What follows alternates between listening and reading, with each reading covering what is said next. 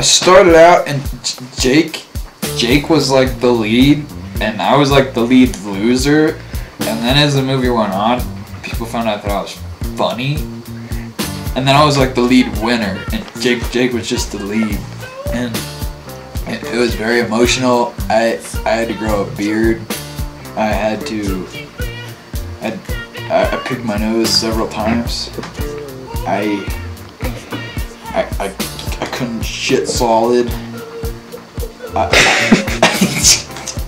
can't do this anymore. Like they wanted me to be 3 different characters. They all looked exactly the same. I had a lot of trouble getting into character because I was always a different character. And this Kelly guy, he was just getting thrown around by this Gollum thing. And this Kevin guy was just such a dick. And then the Cameron guy who was just there for one scene, and he drove that guy around, and they weren't even going anywhere. I mean, how are you supposed to act that out? So you're saying it was very confusing for you, emotionally? Yep. Very emotionally confusing, yes. Alright. How did they choose you? Why were you chosen for this role? Above all the other worthy candidates? Yes. Well, first of all, this is a very low budget movie, and I was accepted that we weren't gonna have much of a budget, so they liked that in me. And I was the only one they tried out for the parts, so you know, naturally I got the part over all the other people who never tried out, but it just worked out for me, man. So, how do you think you and the other characters meshed throughout? I don't think that Dip liked me. I mean, he jumped out of my car. I took his quarter, and he didn't save me from a dragon. He just hopped on this Batmobile. And then,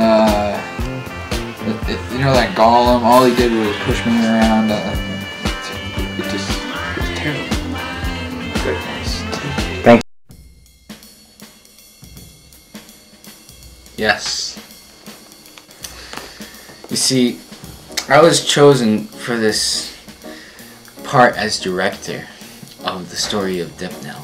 You see, not because I'm so good, but because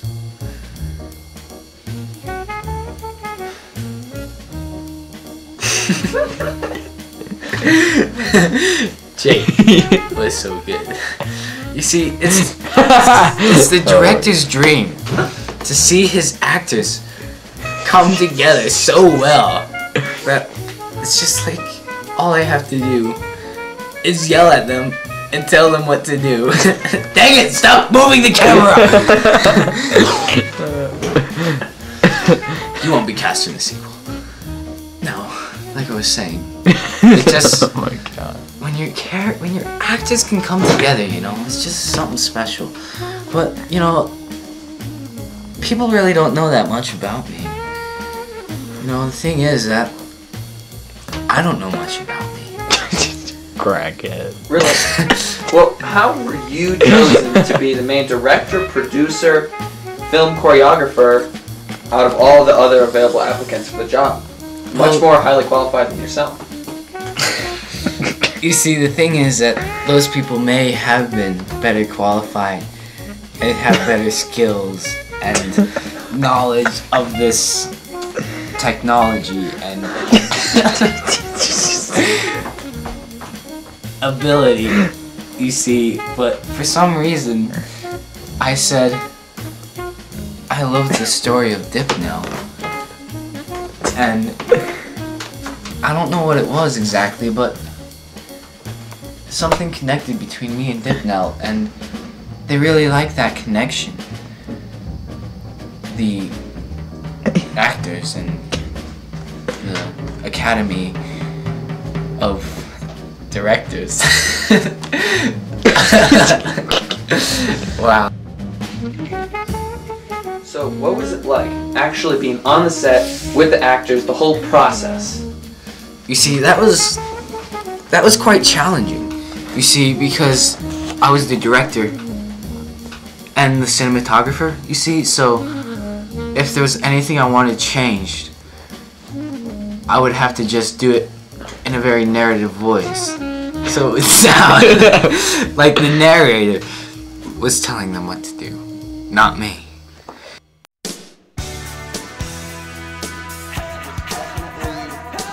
The prima donna of the group. I would not leave my trailer unless the trained pumas performed. I would not do it. No, actually, I didn't actually have a trailer because it was so low budget. I had to go into Kelly's trailer, but like I said, it was really low budget, and that's kind of what drew me to this production of Dipnel. It's such heart, such spirit, and you know, when you're working on $0 a day, it kind of like puts some emotion, some reality into it that you wouldn't normally get, and I think that's charming. Thank you. What is your shoe size? Do you think you could fill Dipnel's shoes? That's a good question. I do not know my shoe size. I had a guide for that, and about filling Dipnel's shoes, who can fill his shoes? I mean, really, I'm just a man. So, what have you learned from your experiences working as Dipnel? Well, on the scene, on the set, you know, being there. I'm sorry guys, I gotta take this call. Dang it, Kelly. Sorry. Hey Mom? Mom! Mom! Mom! No! No, I don't wanna go. No. You just had mine. No. No. No. Hurry up, dude. Thank you. Jeez. So I learned that, you know, Dipnel has a lot of attributes that we can all learn from. But I think that She's calling back. Just turn it off. Okay. Turn it off. Okay. Dipnel has a lot of characteristics that we can all learn from. But I think most importantly for me, what I got out of the most is that live pumas that have been trained correctly can be immensely entertaining. Now I think that's another career option for me, is training pumas, because it's absolutely marvelous the things they can do. No, that was unintentional. Dang it. Thank you for sharing that. Thank you. So here I have two famous historians, Bill and Fred.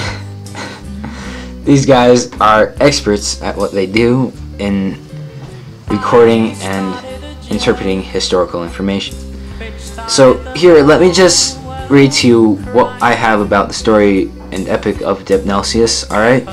And then you can tell me what you think about it. So, the story of Dipnelsius was filmed by a blind choreographer, found last Thursday, actually, quite recently, in a trash can just off the outskirts of Los Angeles. Historians today, other historians, not you guys, cite the video as the chief historical source for our understanding of how to get cable. Could you elaborate and share with us what you think of this, please? Well, you know, the whole point of the film was to get cable, and we got the cable. The cable was found. So Very powerful. Yeah. I mean, if you want to know how to get cable, watch the movie. Watch the movie. I mean, I personally. Yeah, I mean, we're historians. We're awful at things like that. And after we saw that movie, it was both. We loved it because, you know, we're historians, and it was very historical, which we liked, and we got cable, which was.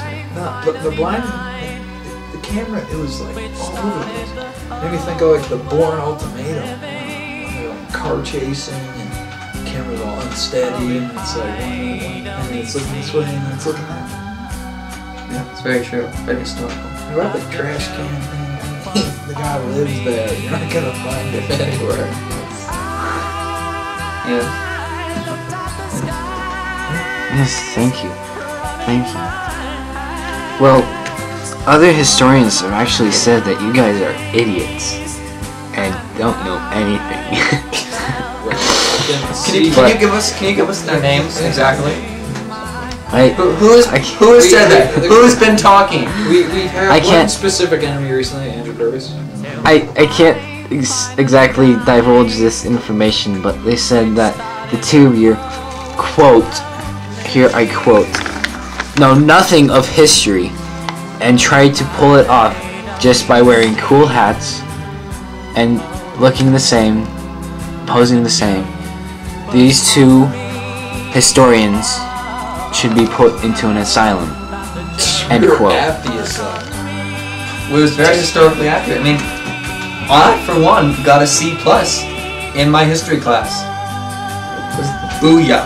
Yeah. Yeah. Kevin, not quite as good. C-, but that's passing. It's all that right. You cannot say I mean, that we have no idea what's going on. It's not like It's a C. That's passing. It's not like that Brian Brown guy who got an F. I mean, Yeah, he doesn't know. he doesn't. He says he's an historian too, but he got it.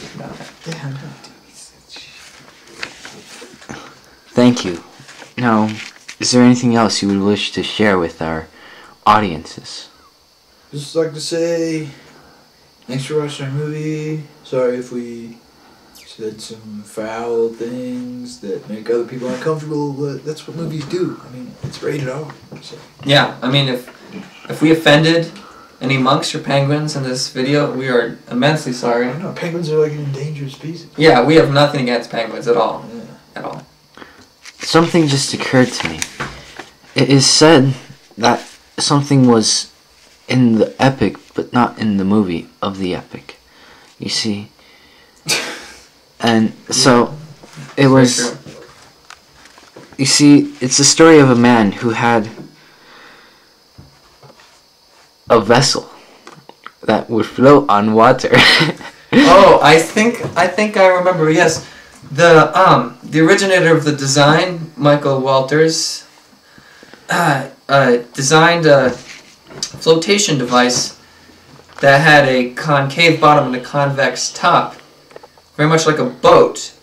And in the story, Dipnel encounters this man and his boat, and encounters his animosity at such an assumption that his craft is a boat, but in fact it is a boat, which therein lies the problem, and we could not fit it into the movie because Such a low budget. We can't go buying floatable noodles and inner tubes and other than that, then most people didn't even understand what was going on. yeah. Thank you. Thank you. Have a nice day. You too. Whoa. Oh. Yes. Walrus Productions.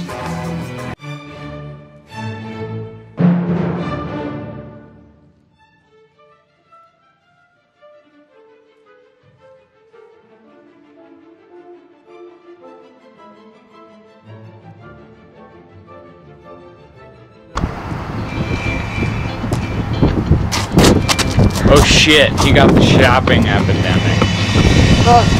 That's what I'm. Wait, Andrew, don't you? All right. I'm recording!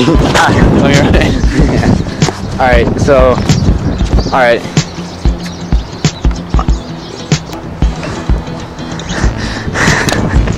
So here we are on a teeter-totter with Jake hanging in the middle. He was the star. He was the star Dipnel. He was really trying to get into character, man.